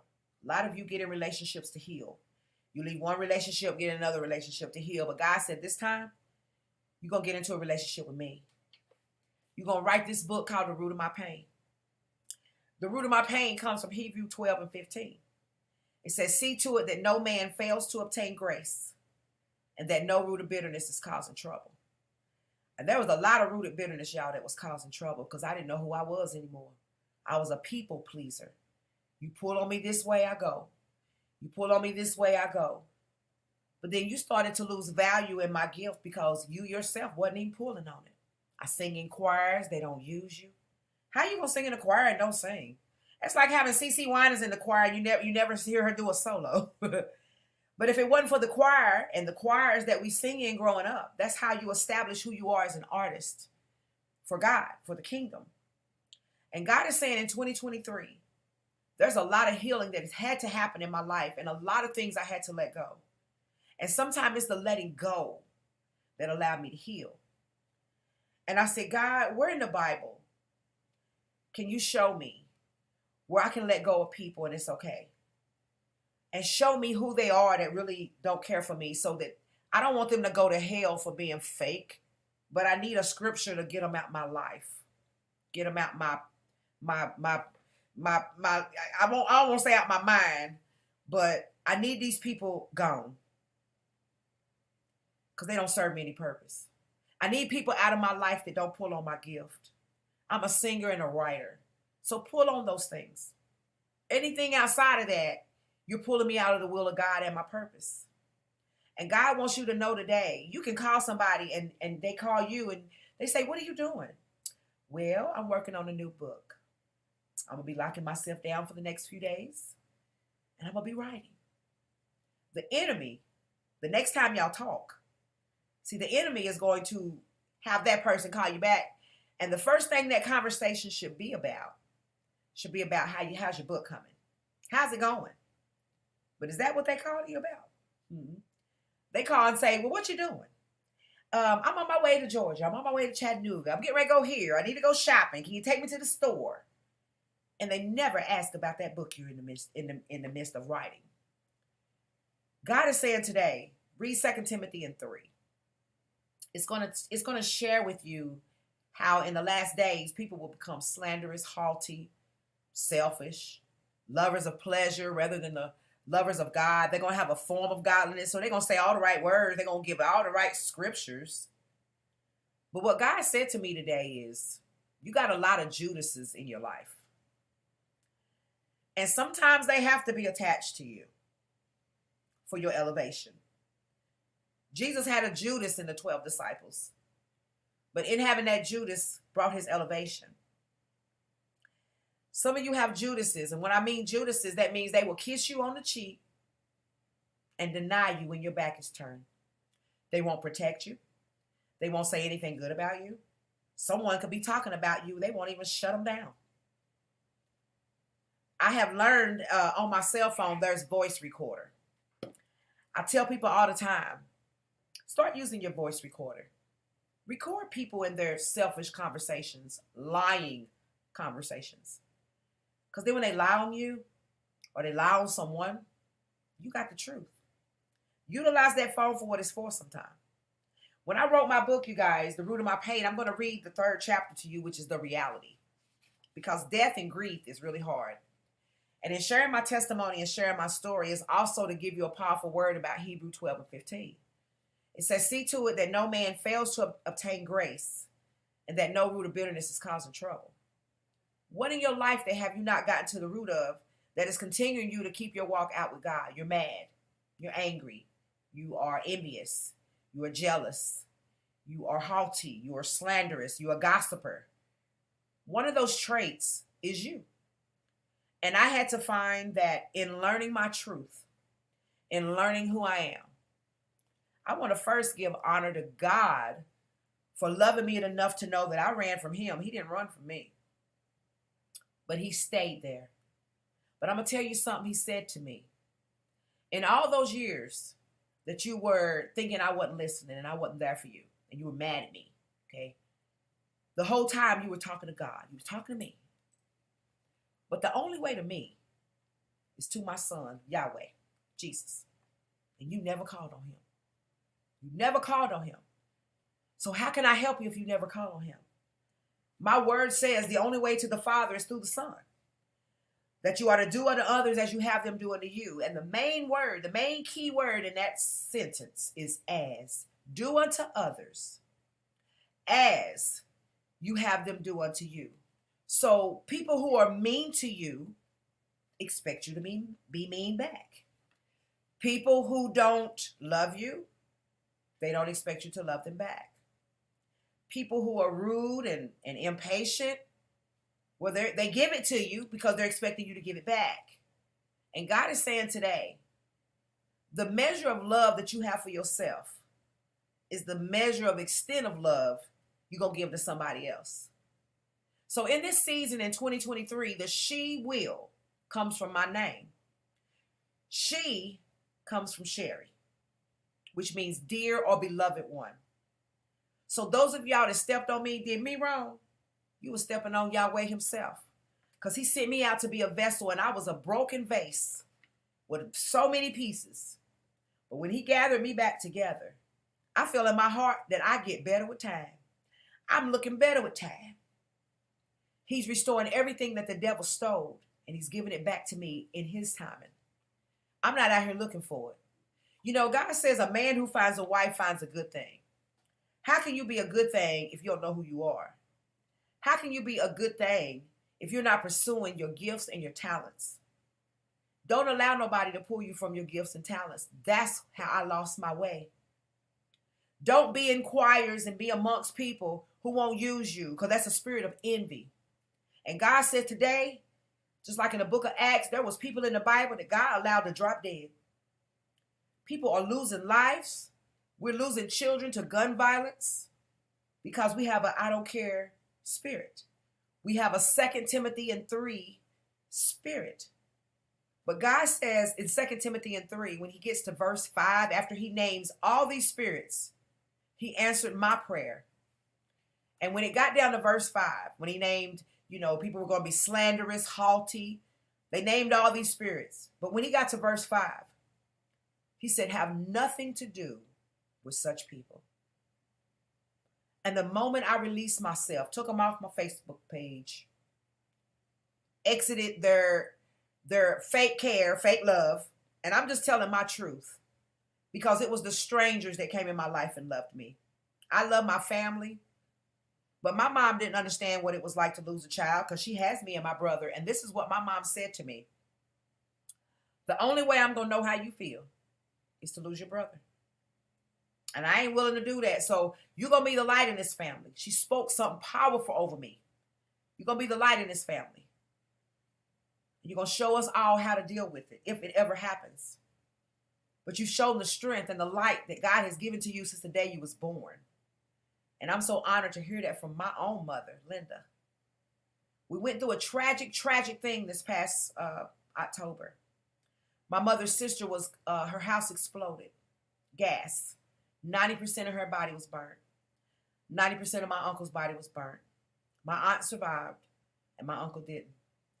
My uncle was a non-believer for 74 years. He didn't believe. But he always had me around to tell him stuff. Tell him about Yahweh. Tell him about Jesus. But in his deathbed, y'all, he told me I had a light around me. And he asked me, he said, Sherry, I know all my life I never taught you about Jesus. I never taught you about Yahweh. And I've burnt. My whole body is burnt, and I ain't going to make it. And I said, Uncle Price, you going to make it? He said, no, I ain't going to make it. He said, but I was as close to burning in hell as you could ever get. And my mom, my brother, and all my family has already gone before me. And I'm the last one. And I didn't believe. He said, but what I need you to do for me. And he took his hand out from the covers in that hospital bed. And I never seen a burnt body before. I never seen a burnt body before. And I said, Jesus, God, if this is any indication of what Jesus looked like on the cross, because it said Mary didn't even recognize her own son on the cross. I said, God, if this is your son, what he looked like, or worse, I get it. It was the worst smell I've ever smelled in my life. But he asked me to pray him into the kingdom. And he said, you might not want to touch my hand with all the blood and skin hanging off him. But I prayed him into the kingdom. And I asked God to move on his behalf immediately. Here we are, a non-believer for 74 years, asking to come into the kingdom, asking to be forgiven, asking to cross over and to be with his Lord and Savior. And God used me to help him get in. And it took me back to that message my mama gave me. Sherry, you're going to be a light. You're going to be a light. And I bless God for allowing me the opportunity to bring my uncle in the kingdom, because he made it in. And God wants me to read this to you today in reference to the reality of your life and death. We're not promised tomorrow, but God allows somebody who didn't even believe in him for 74 years to enter in. And that blessed me. And I am not the same. I am not the same. The death of him was so different than my children. I've never seen that kind of destruction on a person's body before. And I'm promising y'all don't ever want to see it either. I had nightmares for nights. And I asked my Apostle Jerry Upton from Honey Rock Victorious Church, who I love so much, because I've never been to a church that pour into you and your gift. He never denied me. Sometimes things are delayed, but they're never denied. And I bless God for Apostle Jerry Upton in Knoxville, Tennessee, because I entered his church 11 years ago so broken and so hurt, so lost and so church hurt. But he took me in. And he allowed me to grow. And then he elected and selected me. And I am so honored. And you guys, I'm going to read the reality. And this is the 3rd chapter in my book, The Root of My Pain. And you can go to my website, soulsrighthouse.com, to purchase this book. As Miss Desiree spoke about, my book is available on Amazon. But I also sell it on my website. But I'm going to read chapter 3 before I bring all the ladies back on. And I just want to say thank you all for us coming together, because this was a sisterhood. We were together the whole weekend. Some of us live locally, and then some don't. We got Miss Brenda in Texas, and it just means so much that you in Texas, because Texas is pulling on me. Just letting it be known. And Georgia is pulling on me. But I'm going to bring my conference to both. But in this chapter here, it says the reality. The reality of death is they aren't coming back from the dead. We will all one day take that path. We must take each day and make the most of it. We aren't promised tomorrow, and pain and grief come in many forms. I carried the pain of grief for over 20 years and didn't want to let others in my circle. I didn't want people feeling sorry for me or trying to take advantage of me in any way. The reality is I was hurt by so many relationships over the years. The love of my life didn't understand me, and the thought of being bipolar scared most people away. The reality is God wants you to open up and allow him to be your friend. I knew in my heart that 20 years ago, people were not as open about these issues like they are today. I didn't have a support group or anyone to comfort me. I didn't have parents who had a deceased child, and they couldn't help me through the pain. So I decided to pray and allow God to let me help me, because I was still angry at God and many others. My parents always said to me growing up, there isn't anything you won't do or have done that we haven't done already. Well, this tragedy was one situation that they had not experienced. Matter of fact, they don't even want to experience it. The reality is they have both of their children still living. I was going through this by myself, and the one woman who could help me in my family, who was my grandmother, was already deceased. Oh, and how I wish they could have been around to talk to me, hold me, and tell me that everything would be okay, instead of trying to fix me and control me in any area they knew nothing about. How do you get through this kind of pain without someone in your life physically to grieve with? I had nobody. The reality is God was with me the whole time. He was waiting on me to come to him. God said to get to him, you must go through his son, Yahweh. My reality was starting to come out. My reality was that I was angry and there was nothing no one could do about it. Even though I had many opportunities to speak with pastors, ministers, and counselors, I tried that. But no one had lost a child. And it left me feeling empty when I left their presence. Not everyone who says they are for you are. Some are against you because you are a remnant. And they want to see you continue to be down, disgusted, busted, sad, but true. The reality is my family just had to leave me alone, and friends had to leave me alone, and foes had to leave me alone. That's fake people. To grieve in my own way and get myself together and find my way back to God on my own. Religion didn't help me. I did just that. I traveled to many cities trying to find who I was again. I was a singer and speaker, but didn't feel like singing or talking. The reality is the enemy wanted to shut me down. The enemy wanted me to believe my career and dreams were over. The reality is the enemy wanted me to believe that it was all over. At 51, ain't nobody gonna sign you. Ain't nobody gonna want you to sing. Ain't nobody gonna want to hear you. No one wants to help you because no one wants to help you become a singer. I really started to believe that. For real. Those sounds in my head started to sound like me. I really started to believe that I couldn't sing anymore. I'm in choirs and the praise and directors, they don't want to use you or give you one song to sing 5 years. Those sounds in my head started to really just manifest. And when I was alone, it was soulful sounds and song messages from God that he gave me daily that I was ignoring. It was my calling to do it. And now I am not afraid to go for what is mine. I stopped singing in the churches and I stopped speaking at functions. I could truly see myself shutting down. The reality is the devil is a liar and the truth isn't in him. In 2014, I went back to my children's gravesite. I had not gone there in over 20 years. I have also refused to go back to the gravesite because I have been constantly told and reminded that they are not there anymore. Well, just know this, people.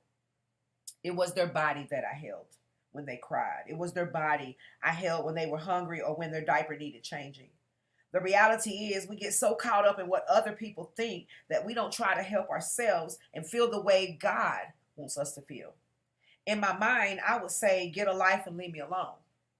The reality is I would not go to the gravesite because their spirit is gone in heaven, but their body is in the ground.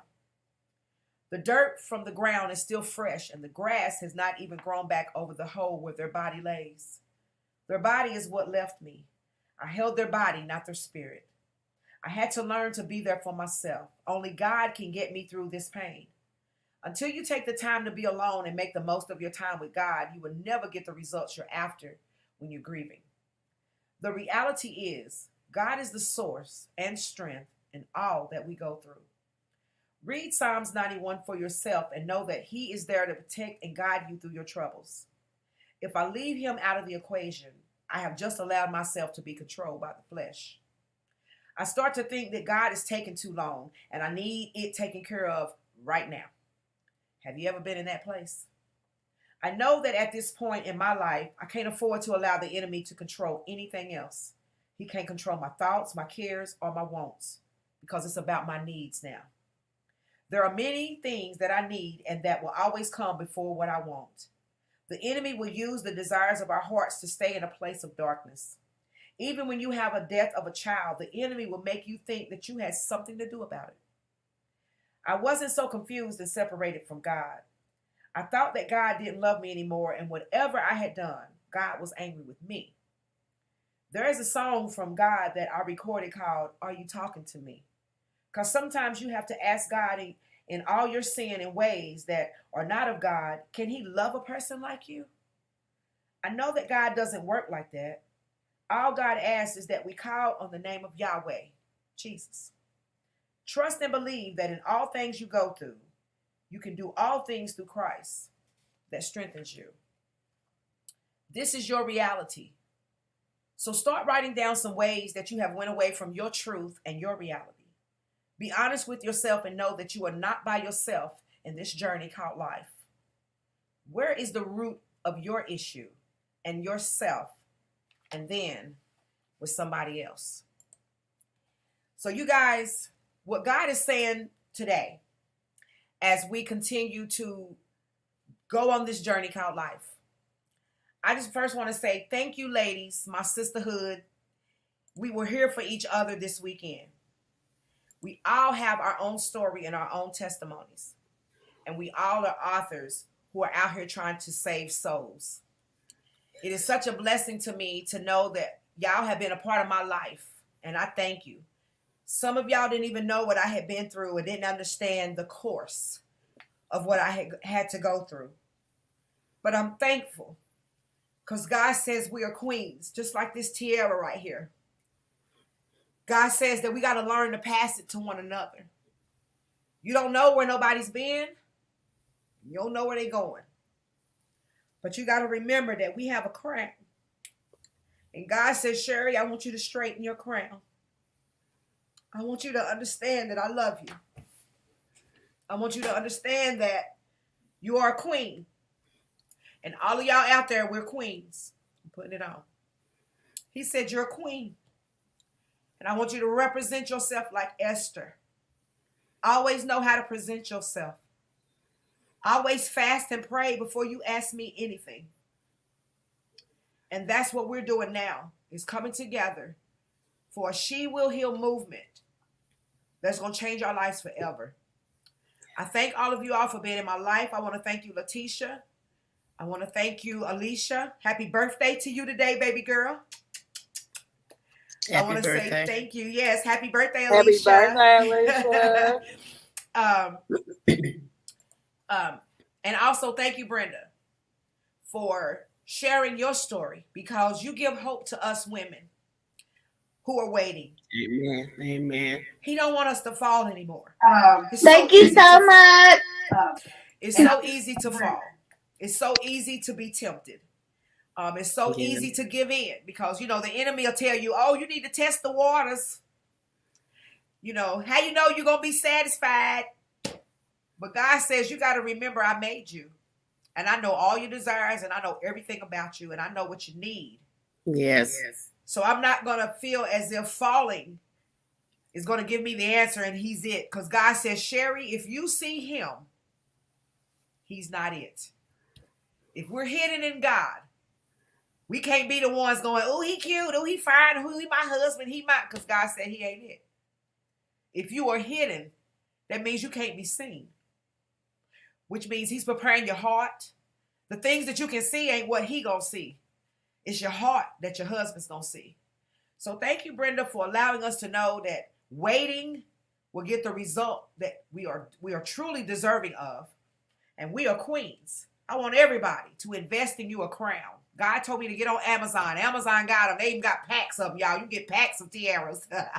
And what we're going to do is every woman I come in contact with who's down, who's been going through, don't know who she is, we'll give her a crown.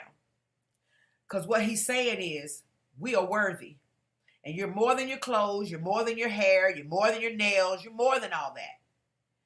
But you're going to heal. So all you ladies on the line tonight, I just want you all to say goodbye to everybody. We are closing out this wonderful conference.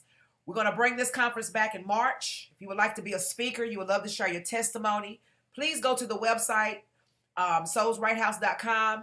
Make sure you go into the broadcast tab or the contact us tab and let us know that you want to get on our radio show or the TV show, or you would like to speak at this conference, because we're going to be coming to a city near you.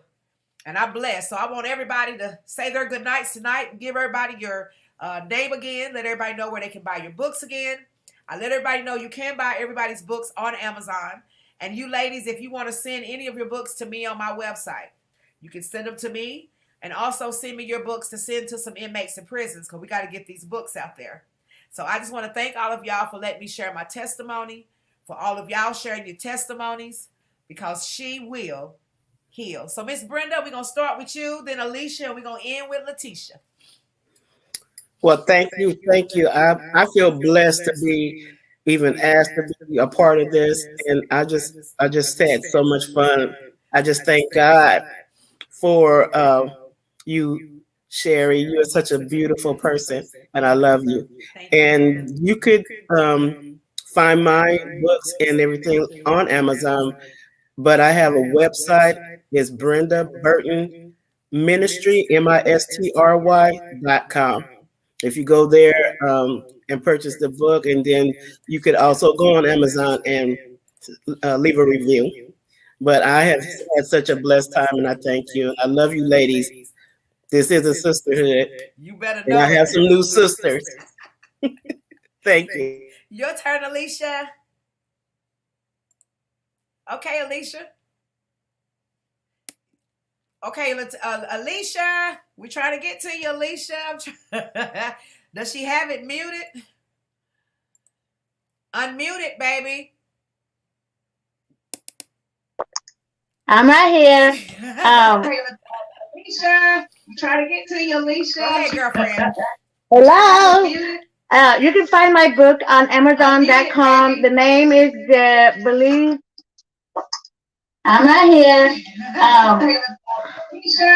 You can find it. It's called Believe Children Rescue Just in Time on Amazon.com. The name is Believe Children. I'm right here.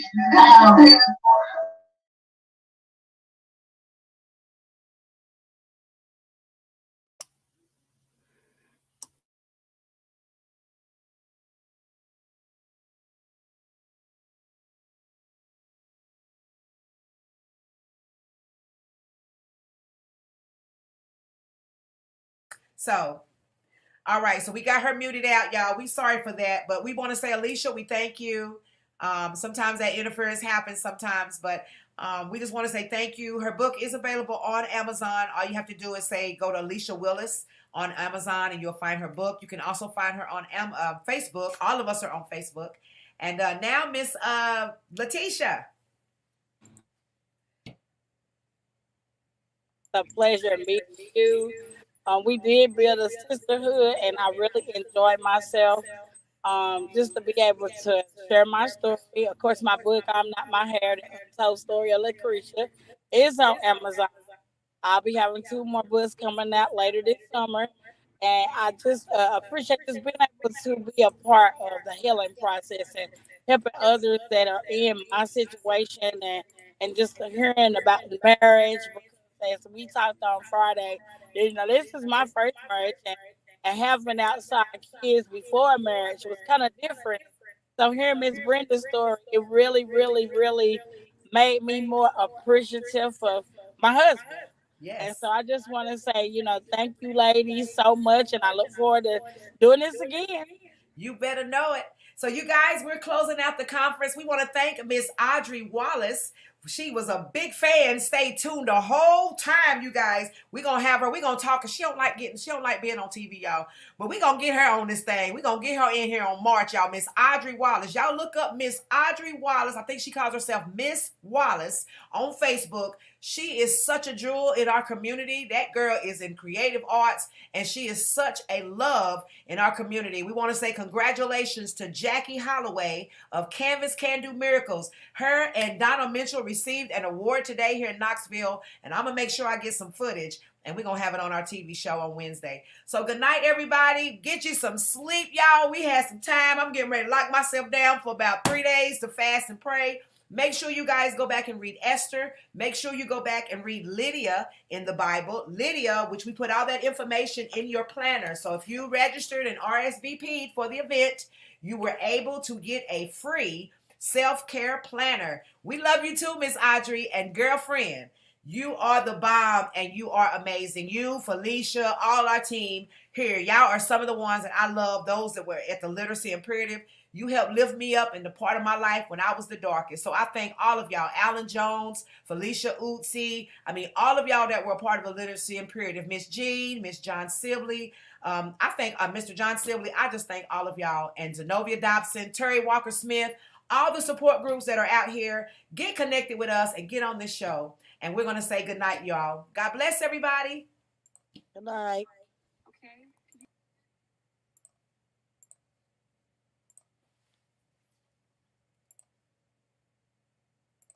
It's just me and you. I feel so lost, 'cause I don't know what to do. Now what if I choose the wrong thing to do? I'm so afraid of disappointing you.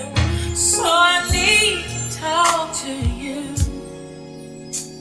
and ask you for your guidance, especially today when my life is so cloudy. Guide me until I'm sure I open my heart. Oh yes.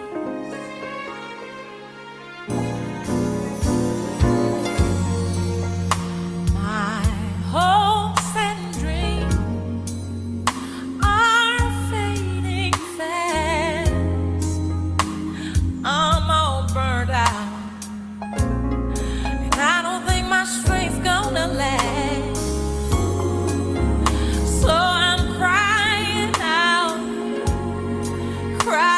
out to you, Lord. I know that you're the only one who is able to pull me through. So I know I need to talk to you and ask you for your guidance, especially